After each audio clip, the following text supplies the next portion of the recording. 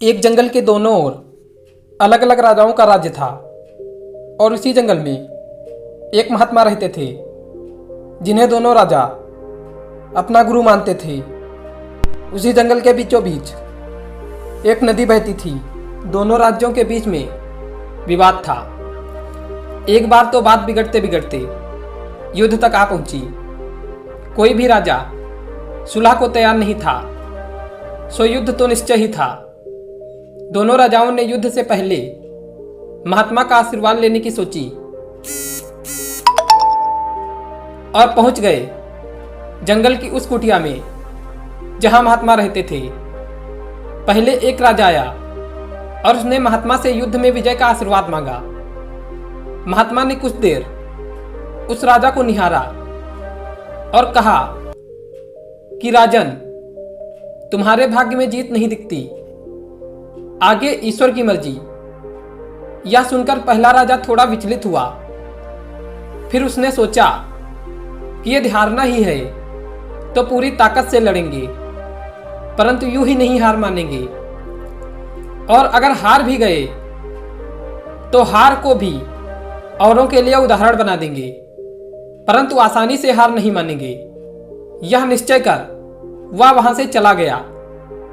दूसरा राजा भी जीत का आशीर्वाद लेने महात्मा के पास आया, उनके पैर छुए और विजय श्री का आशीर्वाद मांगा।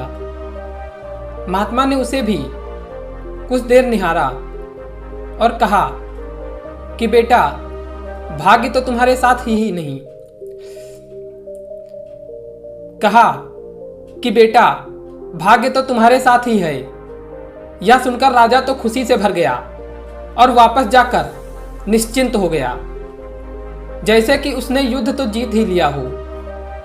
अंततः युद्ध का दिन आया। दोनों सेना एक दूसरे के आमने सामने थे और युद्ध का बिगुल बज गया। युद्ध प्रारंभ हो चुका था। एक तरफ की सेना यह सोचकर लड़ रही थी कि चाहे किस्मत में हार हो, पर हम हार नहीं मानेंगे।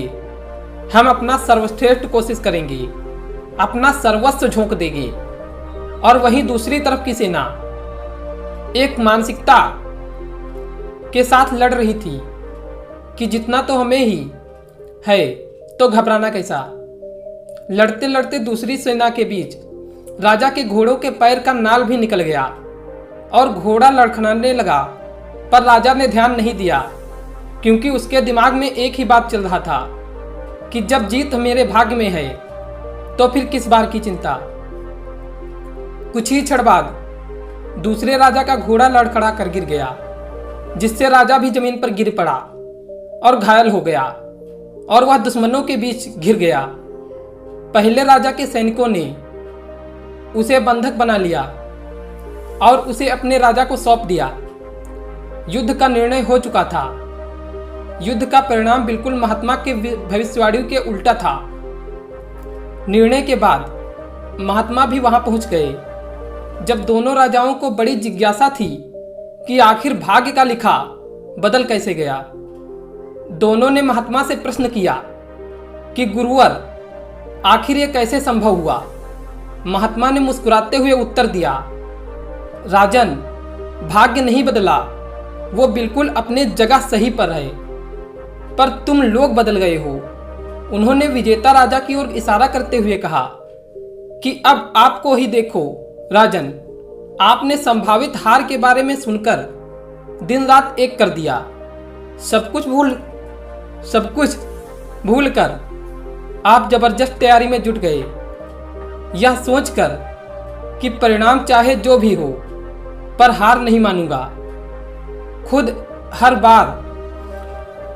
बात का ख्याल रखा, खुद ही हर रणनीति बनाई, जबकि पहले आपकी योजना सेनापति के भरोसे युद्ध लड़ने की थी। अब महात्मा ने पराजित राजा की ओर इशारा करते हुए कहा कि राजन, आपने तो युद्ध से पहले ही जीत का निश्चय और जश्न मनाना शुरू कर दिया था। आपने तो अपने घोड़े की नाल तक का ख्याल नहीं रखा। फिर आप इतनी बड़ी सेना को कैसे संभालते और कैसे उनको कुशल नेतृत्व देते। और हुआ वही जो होना लिखा था। भाग्य नहीं बदला, पर जिनके भाग्य में जो लिखा था उन्होंने ही अपना व्यक्तित्व बदल लिया। फिर बेचारा भाग्य क्या करता। दोस्तों, हमें इस कहानी से यह सीख मिलती है कि भाग्य उस लोहे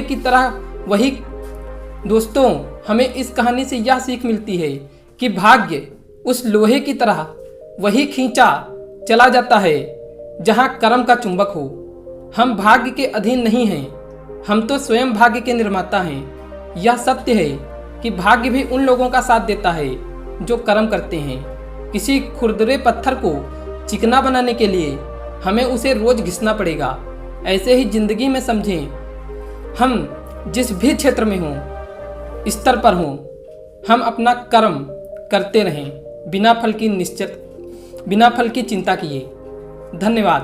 दोस्तों, आपको यह कहानी भाग्य बड़ा या कर्म कैसा लगा, कृपया आप हमें कमेंट के माध्यम से अवश्य बताएं और इस वीडियो को लाइक भी करें। मिलते हैं आपसे अगली वीडियो में, तब तक के लिए धन्यवाद।